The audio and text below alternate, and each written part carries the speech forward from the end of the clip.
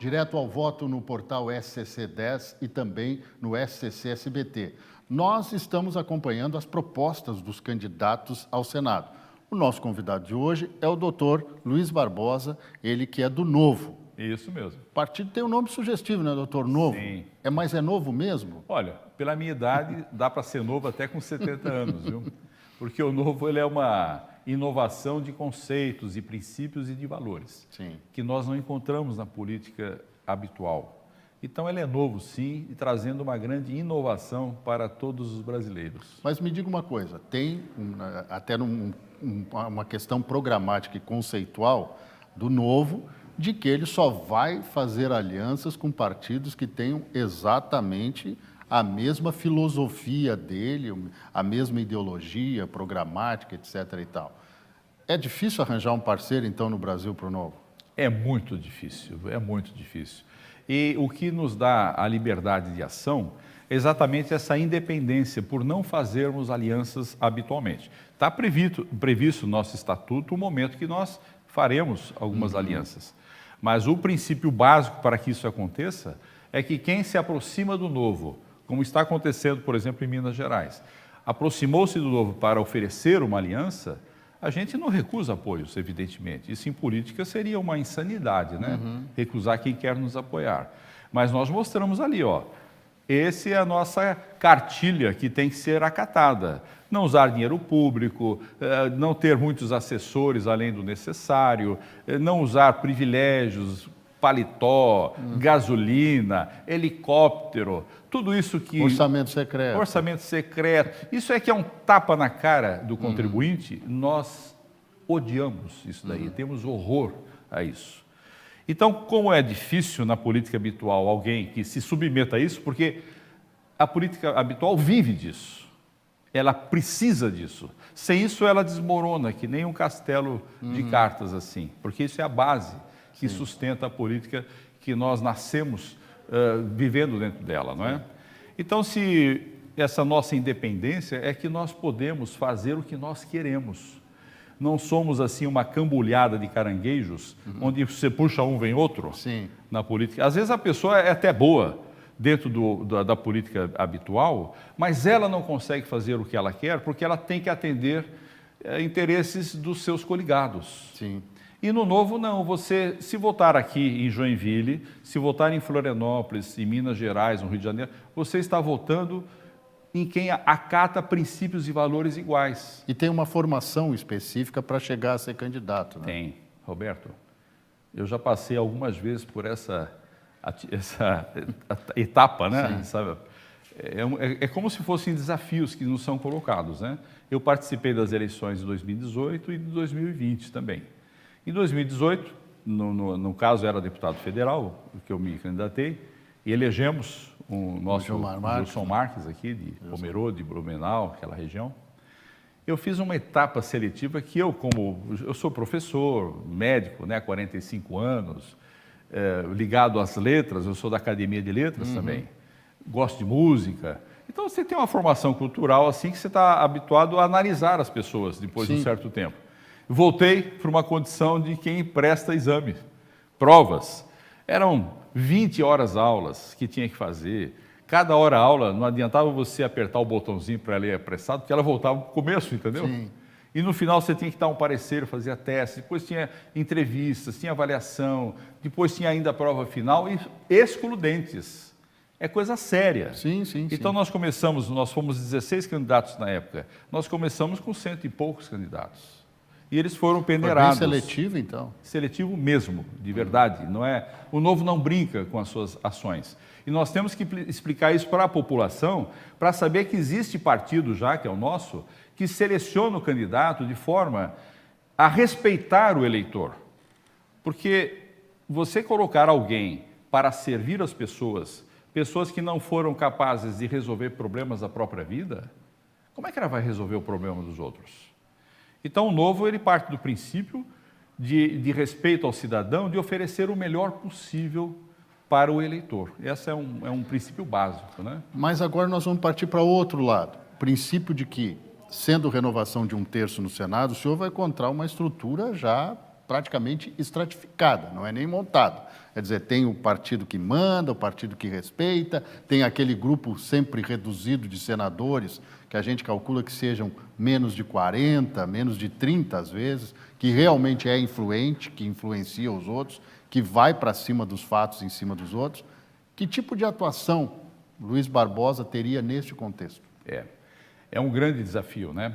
Mas eu tenho consciência plena de que quando as forças vão numa certa direção, e se eu não concordo com elas, se eu não começar a colocar forças contrárias, isso vai sempre adiante. Então, a nossa proposta é entrarmos nesse ambiente aí, hostil para uma política ética superior que nós propomos, mas seremos ali uma voz republicana, uma voz fundamentada nos conceitos expressos na Constituição Federal. E nós iremos fazer com que a lógica prevaleça nas argumentações. Porque contra a lógica, as falácias, as mentiras, elas ficam amolecidas, elas derretem. E muitas vezes nos perguntaram, né? Como é que vai um vereador só, por exemplo, numa Câmara de Vereadores, aqui somos em 23, se não me engano, em Florianópolis, né? Uma só, que é a Manu Vieira, por exemplo. O que ela faz lá dentro? Ela faz maravilhas. Aonde entra um deputado do Novo, um vereador do Novo, e agora um senador do Novo, que eu me proponho a sê-lo, a gente traz para dentro daquele ambiente a ética e a moral superior, fazendo com que as pessoas se envergonhem de fazer o que a política habitual autoriza, referenda e está habituado a viver assim. Então, nós sabemos que, por exemplo, no Senado, dos 81 senadores, eu vejo lá apenas 30 senadores tendo a coragem de assinar demandas que tragam, por exemplo, os ministros do STF para justificarem as suas ações. Perfeito. Que muitas delas são inconstitucionais, me parece que são até ações militantes, às vezes, de certas ideologias. Então, se isso nos parece ser assim, se a população olha e percebe que isso está extrapolando os direitos dos ministros que estão no STF, o senador é que tem que trazê-los para o Senado e perguntar, escuta, o que está acontecendo? Por que o senhor está fazendo isso? A população não está concordando que o senhor invada a liberdade individual, que invada grupos de WhatsApp, por exemplo, agora, removendo os direitos, as barreiras de uma democracia. E por que os senadores não fazem isso? Por que eles não assinam? Eu diria que 3 palavras que parta desse poder judiciário justificariam. São assim, se você fizer isso, eu vou te incomodar. Vou lhe incomodar. Então, com essas 3 palavrinhas assim, os senadores ficam algemados pelo seu próprio passado, por pendências que às vezes existem, julgadas no âmbito do STF, que estão ali arquivadas, silenciosas, quietinhas, esperando o dia que ele se manifesta. Certa vez eu falei com um senador e disse para ele assim, o bom agora é que eventuais problemas que o senhor tem com a justiça sobem todos para o STF, as questões criminais, né? Eventuais, improbidade administrativa também, que não é nenhum crime, né? Mas é uma punição administrativa. E aí ele disse assim, tudo bem, isso há muito tempo, é mais de 2 décadas. Ele disse, tudo bem, só que aí eu só tenho uma instância para ser julgado e para recorrer. Isso. Porque o foro, né, o foro especial do senador é o STF. É o STF. Mas foi uma questão... Mas voltando para o contexto, quais são as prioridades que o novo senhor, chegando ao Senado, caso eleito, teria para expor para o povo catarinense? Inúmeras, infindáveis, porque tem muita coisa parada. O Brasil, ele engatinha diante das suas necessidades mais prementes, urgentes, necessárias. A gente observa, por exemplo, a questão tributária, não é? É um peso que abate sobre o lombo do produtor de riquezas, do empreendedor, seja ele um empreendedor, pequeno empreendedor, lá com a sua oficina, com o seu salão de barbeiro, a sua cabeleireira, um pequeno armazém, aos grandes empresários, todos os empreendedores com aqueles tributos, aquela coisa complexa para pagar e caríssima, né? A parte administrativa também do país. Como fazer que isso fique mais ágil? Isso tudo está no âmbito das leis que devem ser analisadas, reavaliadas. E para Santa Catarina, especialmente, Roberto, nós temos uma questão muito importante, que é o Pacto Federativo. Santa Catarina na sua proporção, é o estado que mais produz per capita para a nação. É um estado, é um exemplo para o Brasil, né? A gente, quando chega em Santa Catarina e compara com outros estados do Brasil, a gente tem orgulho de ser catarinense. Nós produzimos muito porque a cultura é horizontalizada, os empreendedores são horizontalizados, todo mundo tem esse espírito que trouxe lá dos seus antepassados, que vieram aqui para trabalhar, alemão, italiano, ucraniano, polonês, todo mundo aqui fazendo o que tem que fazer mesmo, os portugueses. E nós produzimos, de cada R$100 que nós entregamos para os cofres da nação, nós recebemos R$20 de volta. Da 100, nós produzimos a riqueza, transformada lá o nosso suor, a nossa vida em impostos, e não nos volta nada, e as nossas estradas ficam precárias, os hospitais assumidos pelas prefeituras, que nem é lá em Joinville, 40% do orçamento da cidade é para manter o Hospital São José, que é um exemplo de hospital que atende toda a região. Mas isso aí nós temos que ter dinheiro do Estado, então, assumindo essas responsabilidades para fazer com que a prefeitura possa realizar as suas demandas com mais liberdade. Então, esse pacto federativo que deveria ser estudado lá, modificado, amenizado, não é.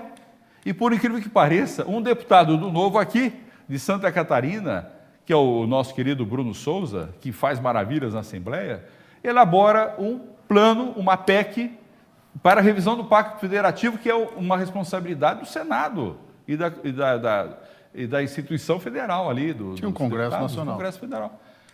Como é que ele fez? Ele fez o estudo para aumentar o poder da federação, dos estados. Tem que colher, é uma brecha que existe, quando o deputado pode fazer isso. Tem que ter 14 assinaturas de 14 estados, de 14 assembleias. Já tem 11, faltam mais 3. E quando ficar pronto isso vai lá para o Senado. Eu quero estar lá no Senado para receber isso com as minhas mãos, se o catarinense me der essa honra de representá-los dignamente, por não ter rabo preso, por não ter passado que comprometa, por ser livre, uma condição assim que pode trabalhar para fazer o que o Brasil precisa, e não para grupos econômicos, oligarquias, nada disso. Na minha faixa etária de 70 anos, eu quero usar esse meu último terço da vida, sendo otimista, para deixar exemplos, para deixar referências, para deixar conceitos. Não quero prestígio, riqueza, poder, não é necessário isso. Não quero andar de carro oficial, vou andar com o meu carro mesmo, vou morar na minha casa, como eu faço, como todo cidadão faz. Sim. Por que são ungidos quem é eleito deputado, senador e viram rei, com gente abrindo porta, fechando porta? Acabemos com isso. O Novo, ele propõe ao cidadão catarinense, brasileiro, que trabalhe como um funcionário público exemplar, que seja exemplo de economia, exemplo de respeito ao erário público. É isso que eu pretendo mudar, e é por isso que eu entrei na política. Deixei a minha condição muito tranquila de quem colhe frutos doces de semeaduras amargas de 45 anos de trabalho, que poderia ficar aí viajando, passeando e tal, mas não. Olhei lá os meus 3 filhos e meus 4 netos e perguntei para mim mesmo, cadê o Brasil do futuro que eu esperei tanto chegar enquanto eu pagava impostos? Não chegou. Se não chegou, por quê? Culpa minha, eu assumo, que eu fiquei 35, 40 anos dormindo, trabalhando, pagando imposto, delegando essa função para os senadores e deputados, e eles não fizeram isso que deveriam fazer. Então eu agora, cidadão comum, saio da minha condição civil, me ofereço com toda a autonomia para que o cidadão catarinense tenha de fato uma opção que fale a verdade, simplesmente a verdade. Eu me basto. Se for eleito, cumprirei a minha função. Se não for eleito, voltarei para os meus 2 consultórios. E tranquilamente continuarei o meu trabalho, porque eu não pretendo parar de trabalhar, não. Eu adoro trabalhar. Fazer as pessoas enxergarem é uma dádiva que eu recebi como profissão. Não tem coisa melhor que isso. E talvez no Senado eu vá fazer as pessoas enxergarem não mais para fora, agora enxergar mais para dentro, para melhorar a sua condição moral, a sua condição de honra, não é? Doutor, muito obrigado, boa sorte aí na sua empreitada. Sei que é difícil mudar conceitos, principalmente no Senado, mas agradeço pela sua participação hoje aqui. Roberto, que honra que você nos deu essa oportunidade. Muito obrigado. Então, a gente continua aqui no portal SCC10, sabendo das propostas dos candidatos ao Senado. Até a próxima.